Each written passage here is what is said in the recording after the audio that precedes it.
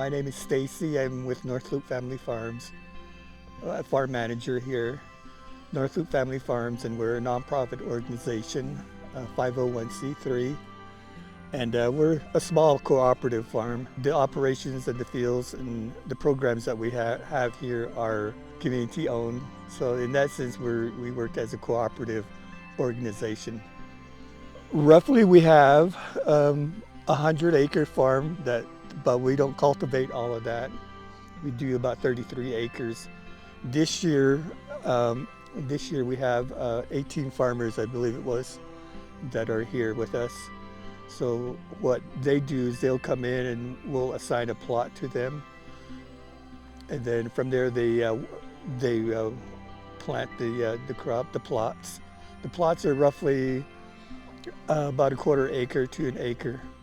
So depending on how willing the farmer is, they can take out a larger plot. And then from there they plant, they weed, and they irrigate on their own.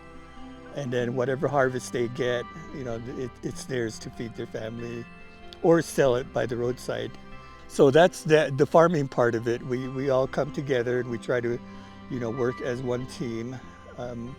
Each farmer has a say-so in the operation, and we're guided by a board of directors. The board of directors mainly consists of member farmers.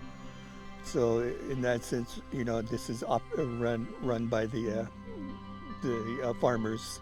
One of the important things that we do is try to work with water. We try to conserve water.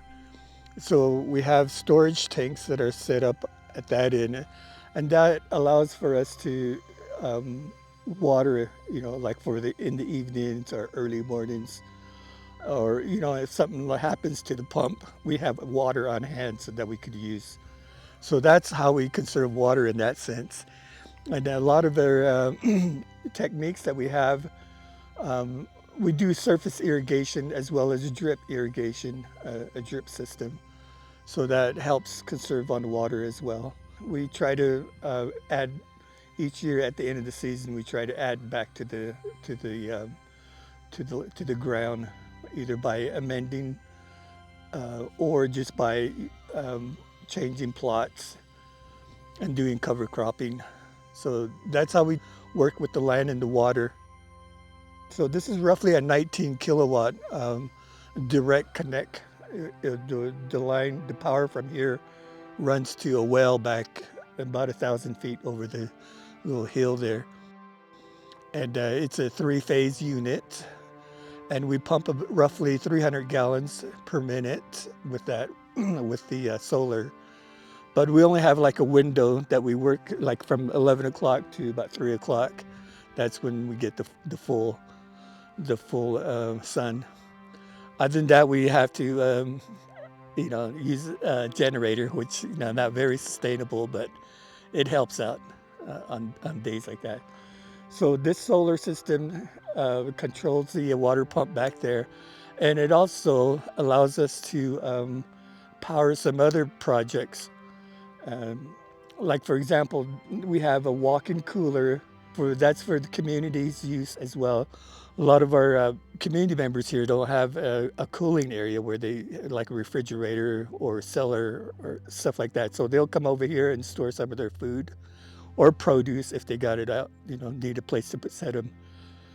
And so we have a cooler that is also run by the solar, and it's got a battery system. If we could walk this way. Not everywhere will you find a cooler out in the middle of the desert, a walk-in cooler, but this is one of them.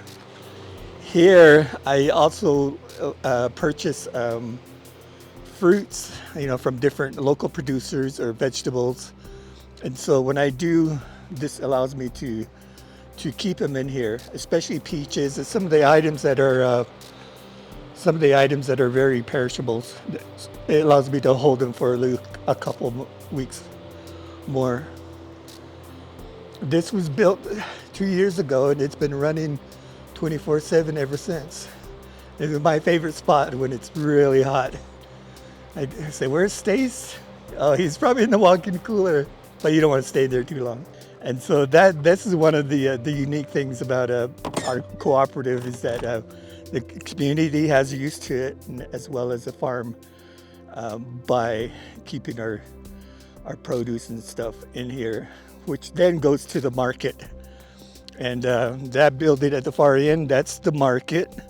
But that is a structure on the premises that allows me to actually have a farmer's market here.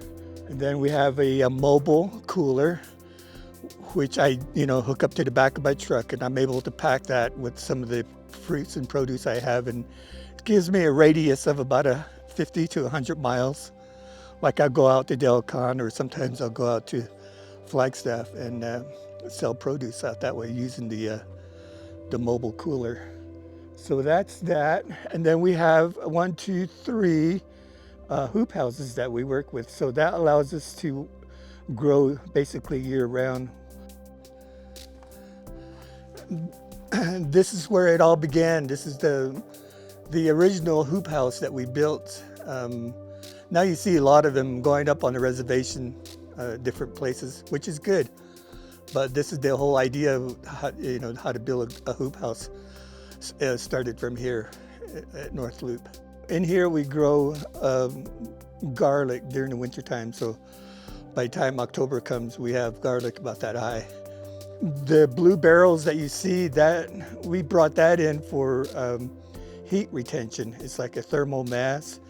So during the day, the sun will warm up the water inside the barrels. And then overnight, the water, it'll keep the greenhouse warm and nice and toasty.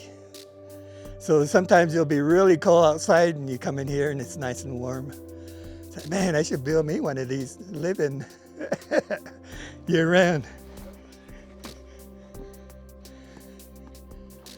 This one, there's nothing growing in it yet. Again, we're right in the middle of a switchover. But we did a lot of growing inside here, a lot of tomatoes, a lot of onions and stuff. And then the chilies are there on the other side. And we use drip irrigation through here. We have a pump back there that pumps the water through the tubings.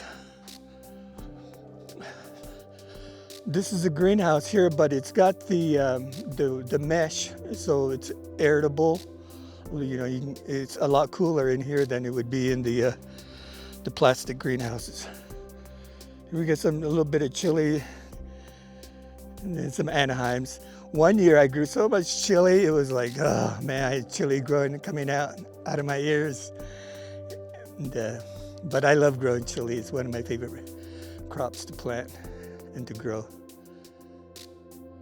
And then, so that's that. It's a little cycle we have here.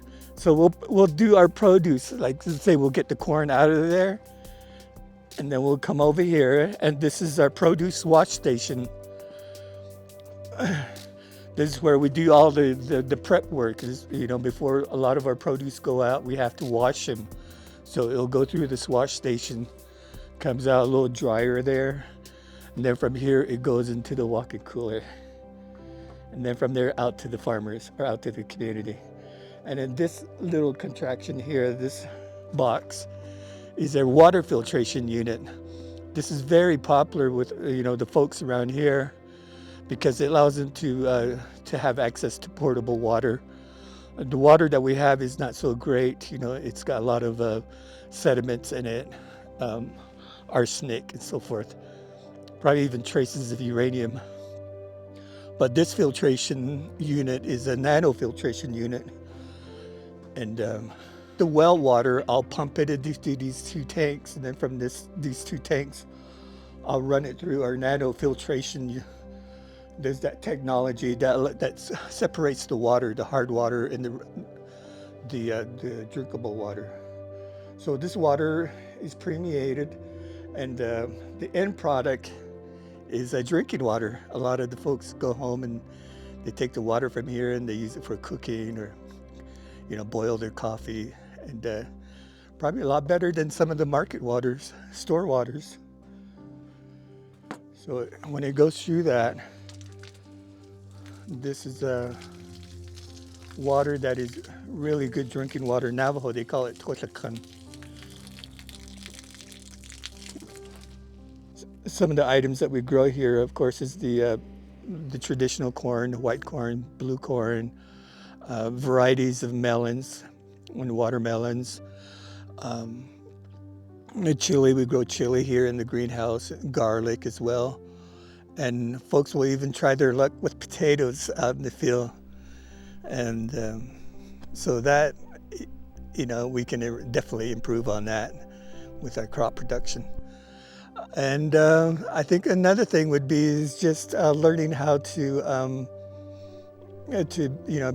be better farmers. We refrain from using chemicals and pesticides of any sort. So we try to grow naturally here. And I think if we can expand on that with the soil and with the pest control repellent and stuff, I remember the old days, my uncle used to make up his own concoction as a repellent. So he would keep, that would keep the jackrabbits and the different bugs away from his plants. And so if we can try to reincorporate that and teach the farmers, I think, we can up our crop production. So basically that's it. Seeds, infrastructure, personnel, and I think we'll be set for some time. As far as the programs that we have, like the water filtration, the ice cooler, I think those we're at a point to where they can sustain us for the small market that we have.